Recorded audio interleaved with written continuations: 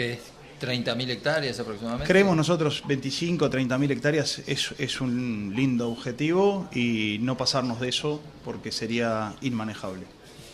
¿Y cuánto esperas sea el área de colza? Me animaría a decirte que entre canola y... Yo le llamo canola porque lo que producimos nosotros es colza canola. Entonces entre colza y canola más carinata vamos a duplicar el área del año pasado. Nosotros, si recuerdan la Expo Activa del año pasado, hablábamos que los aceites iban a ser promisorios, que los precios de las brásicas en general y Matif iba a dar un sostén importante como se dio. Y nosotros creemos que este nuevo ejercicio agrícola, aparte de estar muy bien los cereales, el aceite está valiendo y va a seguir valiendo por algunas noticias. Entonces, yo creo que es una solución muy interesante a la rotación y que va a aportar entre las dos brásicas. Me animo a decirte que se va a duplicar el área del año pasado. O sea que arriba de 200.000. Sin lugar a dudas. Cómodo. Sin lugar a dudas.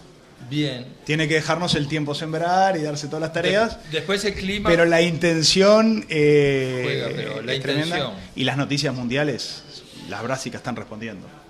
Ahora, si vamos a las noticias mundiales, es un sobresalto atrás del otro, porque China le impuso 100% de arancel a la colza de Canadá.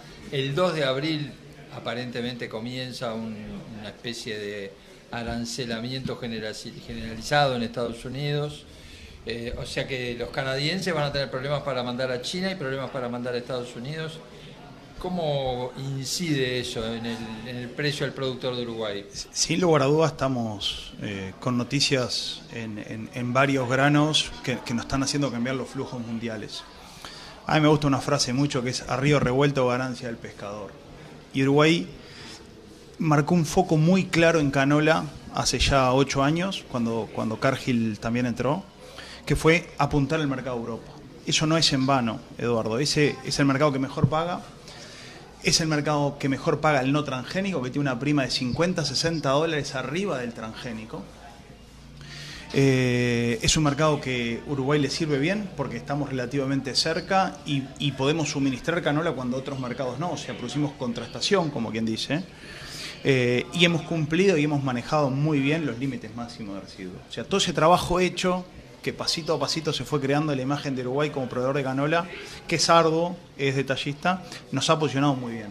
Y yo creo que se dan oportunidades tremendas. En este mundo cambiante, sin lugar a dudas, ese excedente de canola canadiense, por decirlo de alguna manera, va a pegar en otros mercados más secundarios, como el mercado de Chile, como el posible mercado a veces para aceite de México, pero no es un mercado que nos compite tanto con Europa. Y sí, posiblemente otros orígenes que iban a Europa van a cubrir esa demanda de China.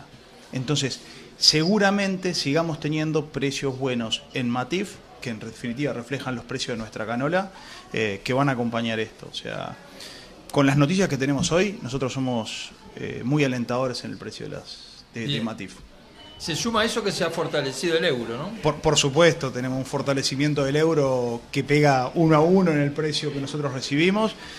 Número más, número menos, en este último mes se ha fortalecido un 5% y suma, es un granito más. Son 20 y algún dólares más que estamos recibiendo hoy en el precio de la canola y carinata, de las brásicas. Por esto, mirando siempre Matif, ¿no? ¿Desde cuándo se puede empezar a fijar precio tomando esa referencia? Hoy estamos en lo que es carinata, inscribiendo área, como te digo, hay mucha avidez, certificando los campos, hay que pasar la ubicación, los vulgarmente llamamos KMZ de los campos, para que entre la norma de sustentabilidad, y ya estamos, una vez que esté inscripta el área y certificada que se puede sembrar, ya el productor puede empezar a vender carinata y canola cuando quiera. Es decisión del productor ir manejando el riesgo-precio.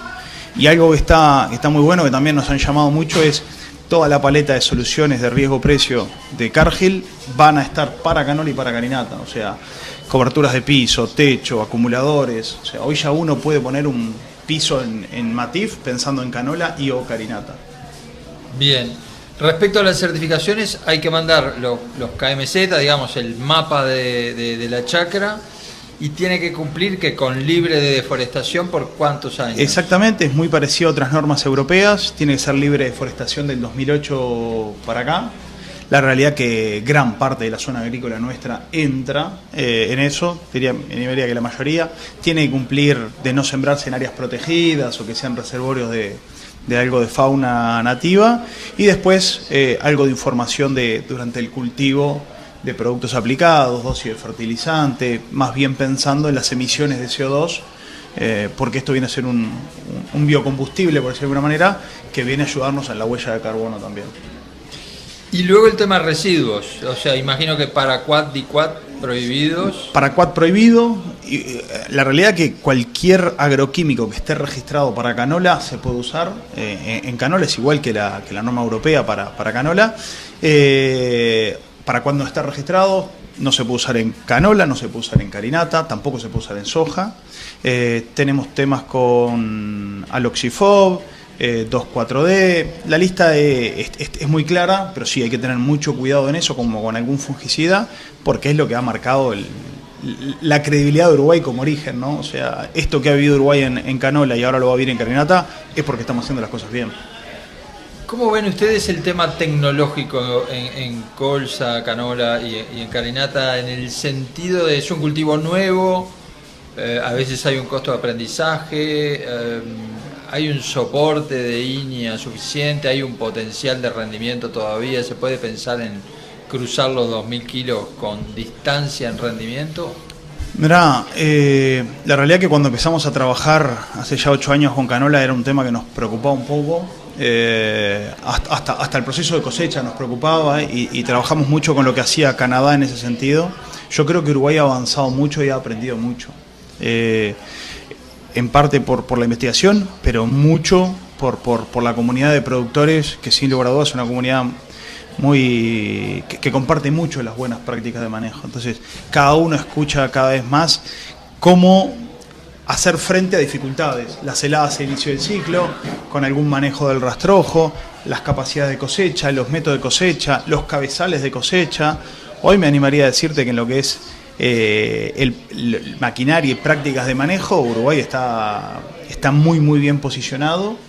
A nivel después de planes de estrategias de plantación, sea híbridos, sea variedades, ya hay un abanico muy interesante donde el productor lo está sabiendo manejar. Hoy viniendo para acá hablamos con un productor que ya tenía su secuencia armada entre híbridos, carinata y canola variedad, dependiendo de qué venía cosechando, ¿no? O sea, atrás de un maíz de primera que cosechó la semana pasada, va con un híbrido más largo invernal, después sigue con carinata y después termina con variedades de canola muy adaptadas y ya un cultivo más bajo costo atrás de una gasoja.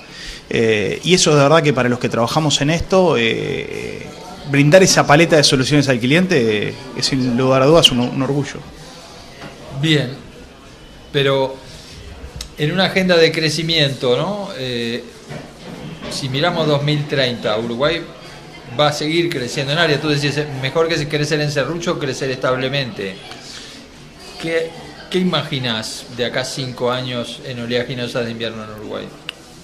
A ver, todo lo que es biocombustibles depende mucho de las políticas de corte de los países. Entonces siempre hay que poner eso antes de hablar de crecimiento o movimiento. Sin lugar a dudas, los precios de los commodities un poco más bajos ayudan a aumentar los cortes, como está pasando hoy en el sudeste asiático, países aumentando los cortes que generan estas subas también de precio en la canola y por los aceites. Dicho esto de las políticas de corte, yo creo que los biocombustibles vinieron para quedarse y la producción de aceite, si lo vamos a pensar en soja, va a sobrar mucha harina de soja. La soja es 18-19% aceite y las brásicas 43, 44. Entonces, va por ahí el camino. Yo creo que si Uruguay hace las cosas bien, va a ser un proveedor confiable. Y creo que, más que el crecimiento del área, el doble cultivo en Uruguay calza muy bien. Y son soluciones muy buenas. ¿Va a venir a reemplazar los cereales de invierno? No. Yo creo que es un complemento en la rotación agrícola, como en algún momento creo que hablamos contigo, de un tercio, y eso se va a dar. Después irán los vaivenes del mercado y captando oportunidades, ¿no? O rotaciones. ¿Te preocupa la lógica de Trump de energía fósil? Hay creo mucha expectativa por cómo va a ser la normativa de biocombustibles de Estados Unidos que está por decidirse, digamos, ¿no? Como te digo, las políticas de biocombustibles son internas, son políticas votadas por un presidente, un parlamento, y yo creo que uno, más que preocuparse, tiene que hacer las cosas bien y tener la cintura para ir capitalizando los distintos movimientos que se puede dar en el mercado. O sea, podemos ir para un lado, un poco por un lado, un poco para el otro. Pueden aumentar y bajar los cortes, pero creo que esto es una realidad. Y la realidad que no es que me quita el sueño, sí miro atentamente, como ex-trader que soy, de todo lo que pasa en el mercado, pero miro las oportunidades que nos dan cada uno de esos movimientos. Más oportunidades que amenazas. Si hacemos las cosas bien, sin lugar a esa duda. Yo creo que la agricultura en Uruguay es muy eficiente, es un poco caro, somos caros para producir, tenemos altos costos fijos y altos costos variables, lo que es un desafío, pero Uruguay hace las cosas bien, tenemos que mejorar algunos niveles de productividad en precisamente lo que es soja, con distintos aspectos para el costo de la tonelada producida arriba de un barco, es un indicador que a mí me gusta mucho, costo de la tonelada arriba de un barco, prospere, pero yo creo que tenemos el know-how y la red interna de confianza entre distintas empresas y organismos para ser siempre un proveedor confiable y competitivo. Está empezando un nuevo gobierno prácticamente. ¿Por dónde se baja el costo de Uruguay? Porque el dólar no creo que lo manejemos mucho, pero hay costos portuarios, logísticos, la habilitación de bitrenes, tritrenes de camiones de gran porte. ¿Hay medidas prácticas que se podrían tomar? Yo creo que es un trabajo de hormiga de cada eslabón de la cadena en ser lo más eficientes posibles. El tipo de cambio, sin lugar a dudas, los movimientos ayudan a diluir costos o no, pero a la larga terminamos arbitrando porque cualquier devaluación corto o mediano plazo se transforma en inflación, o sea que muy difícil me escuches hablar a mí de tipo de cambio y es política macroeconómica. Me gusta trabajar sobre las cosas micro. Lo primero, el costo por tonelada producida, precisamos productividad. Segundo, después hay un montón de costos ocultos de la cadena en lo que es toda la energía de Uruguay, que somos realmente caros, ¿no? O sea, el combustible es muy caro, la energía eléctrica es sumamente cara, en tanto fijos como variables. Yo creo que hay sinergias en la agricultura, hasta pensar la estacionalidad del uso de energía en el sistema agrícola. Cuando un productor riega, las plantas no están recibiendo grano, y cuando las plantas reciben grano, no se está regando. Entonces, la energía consumida o contratada por el eslabón agrícola, la cadena agrícola, es complementaria. Y especialmente nuestras plantas de acopio son complementarias con los picos de consumo de la población, porque las plantas de acopio trabajan en primavera y en otoño, y son momentos de menor energía que se dan en invierno y verano. Yo creo que Uruguay tiene que dar ese paso, no hablar de valores absolutos, sino en valores relativos, buscar oportunidades. El gasoil, sin lugar a dudas, es un componente muy importante de las tarifas de flete, que sea por eficiencia logística, sea por bitrenes, sea por efectividad en los movimientos. Tenemos que bajar ese costo logístico, lo mismo con el costo de secado, de energía eléctrica, y creo que son importantes. Hay un montón de cositas para ir ajustando. Hay quienes hablan de volver al SISTRAC, por ejemplo, a un sistema de trazabilidad de camiones que disminuya espera en puertos, o que optimice un poco el transporte carretero. Sin lugar a dudas no lo tengo tan analizado, porque un sistema que sería un GPS para el transportista va a disminuir la espera en un puerto. Las esperas en los puertos son muy bajas, Eduardo. Uno, cuando planifica un movimiento interno, es un movimiento programado. El principal problema es cuando los movimientos de mercadería se dan de una manera ilógica y uno mueve un grano 500 kilómetros en plena cosecha para llegar a un puerto de una logística no programada. Y ahí es donde se dan las esperas grandes en los puertos. Entonces, yo creo que la racionalización de los recursos va más que por poner un hipercontrol del transporte. Si están... Pero no quiero decir que eso sea bueno o malo, ni mucho menos. Lo que digo es, hay que racionalizar los movimientos, hay que racionalizar el transporte, y eso sin lugar a dudas tendría que ayudar a bajar las tarifas. Pero para un movimiento de una planta de silos a un puerto es un movimiento muy, muy eficiente del transporte. Bien. Sería lo más eficiente que tiene el sistema de camioneros. Volvamos a lo productivo. Es un año donde, si no pasa nada raro, algún problema a la cosecha, se espera una productividad alta en soja y en maíz, digamos, en cultivo de verano. ¿Manejan un número de producción de soja a esta altura aquí en Uruguay? Yo creo que es un año muy prometedor. Para casi toda el área agrícola viene siendo un año muy bueno. Las lluvias llegaron justo. Ese fin de semana de la segunda quincena de enero creo que marcó un quiebre en nuestro estado de ánimo general. Uruguay lo necesita. Hay partes del país que están un poco más complicadas. Sin lugar a dudas, la zona donde sufrió lamentablemente el granizo, y el norte de Uruguay está un poco más complejo, o sea, porque llovió menos y llegaron más tarde las lluvias. Pero el resto del país está muy bien, y hay una zona que es donde estamos ahora y hacia el sur que está excelente. Es un año que sin lugar a dudas vamos a estar arriba de los 3 millones, 3.200.000, vamos a estar arriba de eso.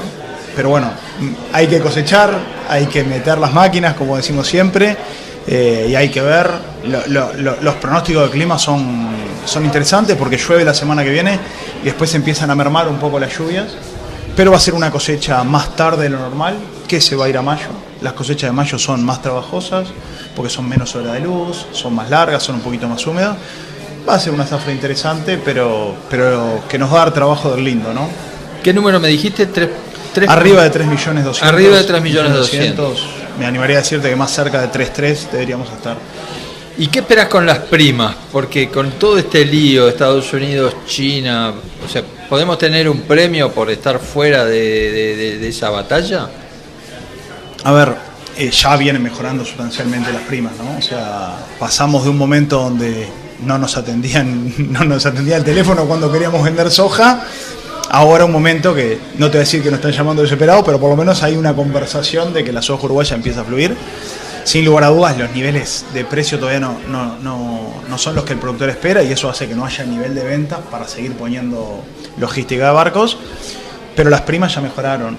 Está todo muy alborotado, o sea, hay movimientos entre Estados Unidos y China, entre Estados Unidos y Europa, entonces eso hace una complejidad bastante grande. Ahora se le sumó que el real se viene apreciando, y eso sin lugar a dudas hace que el productor brasileño venda menos o desacelere su venta. Ahora, en algún momento va a vender. Entonces, no te voy a decir que hay una receta exacta, pero sí es un momento para ir siguiendo lo que pasa, principalmente pensando en la cosecha, ¿no? En las necesidades financieras, las necesidades logísticas. Es un momento para ir trabajando. Y sin lugar a dudas, hay un montón de herramientas para terminar fijando el precio de la soja. Vender en primas, vender futuros, hacer pisos, hacer acumuladores. Entonces, yo creo que es un momento que para cada uno empieza a mirar con más cariño el precio o la estrategia de venta, porque estamos a un mes de arrancar la cosecha. ¿Y conviene ir fijando? Eso depende de cada uno. Yo me vas a escuchar siempre en una manera de diversificación y conservadora, que siempre conviene ir vendiendo algo, ir captando las oportunidades. Los precios que estamos viendo hoy son más interesantes a los que vimos hace 20 o 30 días, y nos están cerrando una cuenta positiva en la mayoría de los casos en soja. ¿Cuánto? Depende de la necesidad de cada productor o de la aversión al riesgo que tenga, pero son precios que empezaría a vender algo, sin lugar a dudas.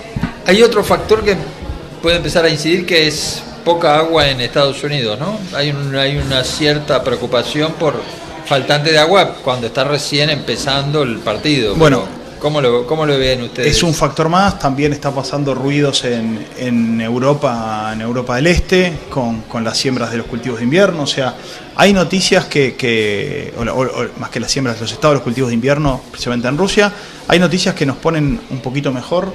Estados Unidos vendría a crecer bastante en su área de maíz, se tiene que estar dando las siembras en este momento. O sea, tenemos que estar siguiendo. A su vez, el precio de la carne a nivel mundial es muy bueno, y se espera un buen ciclo de precios de la carne, y eso sin lugar a dudas tracciona lo que son los cereales. O sea, yo creo que hay que seguir la estrategia, ir mirando y diversificando. La diversificación para mí es la mejor estrategia en estos momentos. Y cuando hablas de diversificación, estás hablando de distintos cultivos, lo cual es un poco obvio, pero estás hablando de diversificación comercial, de distintas herramientas de uso de futuros, por ejemplo. Ambas. Primero la diversificación en cultivos. una muy buena rotación, brásicas, trigo, creo que en estos momentos tiene mucha cabida. Y esa misma rotación brásicas, trigo nos va a dar una excelente capacidad de poder diversificar precios. Hoy, por ejemplo, las relaciones entre los precios de las brásicas y el fertilizante son mucho mejores, mirando versus el histórico, que el trigo. Entonces, en un esquema de rotación y siembra de brásicas y cereales, empezar haciendo con todas las herramientas de cobertura que tiene Cargill, herramientas de cobertura para canola, y empezar a comprar los fertilizantes que están relativamente caros, es una buena estrategia de diversificación, porque las cadenas de suministro están estresadas. Entonces hay que adelantarse en algunas decisiones también de las compras, aunque no nos gusten los precios, pero no en seco, digamos. ¿Cómo hago si compro un fertilizante caro? Lo paso a kilos de canola o de carinata. Y bueno, eso se puede hacer hoy. Y eso me parece que es muy interesante y estratégico para hacer. Para terminar, hablaste en un momento del trabajo en calidad en trigo. ¿No falta ahí un poquito de señal de precios como para generar un segmento de alta calidad y otro segmento de alto rendimiento estándar? Cuando particularmente... Te voy a contar una confidencia, ¿no? A mí el trigo es un cultivo que me encanta. Creo que es el único cultivo realmente escalable en Uruguay y me fascina la calidad del trigo, el análisis de la calidad del trigo, el seguimiento. En 2015, cuando nos empezamos a pensar en calidad de trigo y empezamos a hacer el programa de Trigo Plus, muy recordado, con variedades, buscábamos eso, ¿no? Un nicho de mercado específico para trigos de alta fuerza panadera, alto W. Y nos dijimos, bueno, de última, si no podemos colocar este trigo con más fuerza, vamos a empezar a generar una cultura de manejo de mejor calidad del trigo en Uruguay. Y realmente, mirándolo hoy, 10 años después, creo que vendimos muy poco trigo segregado y manejado con un sobreprecio, pero sí se mejoró mucho la calidad del trigo. Y una de las cosas que más nos preocupaba, hoy hablamos mucho, en ese momento, era la diferencia de precio entre el trigo uruguayo y el argentino. Vender trigo uruguayo versus el argentino eran 10, 15, hasta $20 menos que el argentino, y muchísimos de los compradores no nos atendían el teléfono.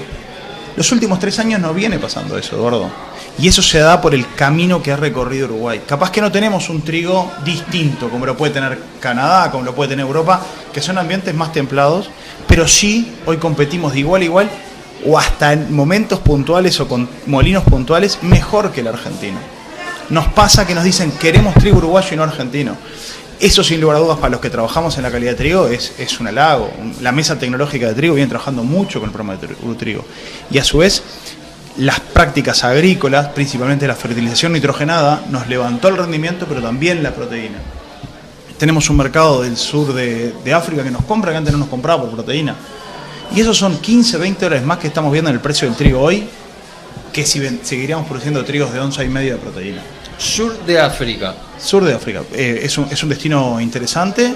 El año pasado mandamos trigo sur de África, suroeste de África, que nos queda cerca, pero sureste de África también, Kenia y Etiopía. O sea, dimos la vuelta en momento puntual, cuando el Mar Rojo se trancó, pero nosotros teníamos un trigo que podía llegar a ese mercado, que se le suma al norte de África, que se le suma al por supuesto, mercado europeo y al mercado del Pacífico. O sea, hoy Uruguay en calidad es competitivo, después podemos vender, una vez que tenemos esa paleta de calidad y fitosanitarios acordes, vendemos al mercado más competitivo.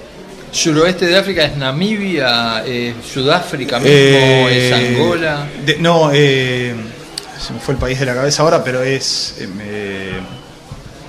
ya me va a salir, pero es del lado de Ghana para abajo.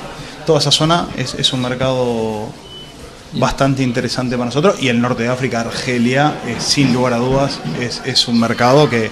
Es interesante porque uno a veces por sus propios prejuicios piensa que África lo único que quiere es precio. El África subsahariana busca altas proteínas, están acostumbrados a comercializar trigos de 12,5 o más de proteína.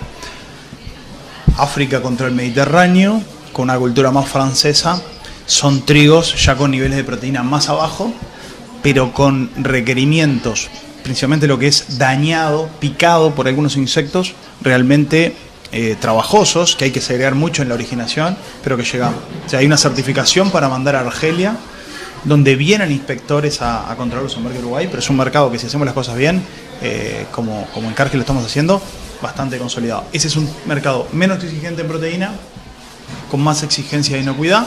El mercado de África subsahariana es más exigente en proteína. Buenísimo. Va mucho por la costumbres alimenticias. Claro, el pasado. ¿Quién colonizó? La del estribo, ¿se va a exportar maíz? No creo. Sin lugar a dudas, el consumo interno de maíz es muy bueno. Yo creo que el año pasado se exportó en un momento justo, donde había que descomprimir. Los rendimientos de maíz este año son buenos, pero el año pasado eran mucho mejores. Y veníamos de un año donde la ganadería traccionaba menos. El año pasado, el consumo interno traccionaba menos. El año pasado, si no se exportaba, hubiéramos colapsado, más después ver cómo vino todo. Este año el sector ganadero está realmente muy pujante y creo que el mercado interno está consumiendo. Los precios de exportación son buenos. Hoy se está empezando a hablar hasta que Brasil puede empezar a importar maíz en algunas zonas. Ellos tienen un flujo de maíz paraguayo bastante interesante, pero el mercado local es ¿Brasil comprando maíz uruguayo? No, uruguayos no Brasil. creo. Paraguayo, en algún momento puede llegar algo a Argentina, más en el segundo semestre, y va a pasar mucho en relación a lo que pase con la maíz safreña. Pero hoy el maíz vale y es un buen momento para vender. Se habla de que va a haber poco maíz en Argentina. Argentina va a exportar maíz, va a exportar menos maíz, sin lugar a dudas. Ellos retrajeron mucho la siembra de maíz de segunda por el problema de la chicharrita el año pasado. Y eso sin lugar a dudas hace un retraso en la venta, pero Argentina está exportando maíz, como Brasil también lo está haciendo. Gabriel Di Giovan Antonio, presidente de Cargill Uruguay, muchísimas gracias. Muchas gracias a vos, Eduardo, y bueno, nos estaremos viendo con muchos de la audiencia acá y muchos saludos para el resto. Muchas gracias por venir por acá.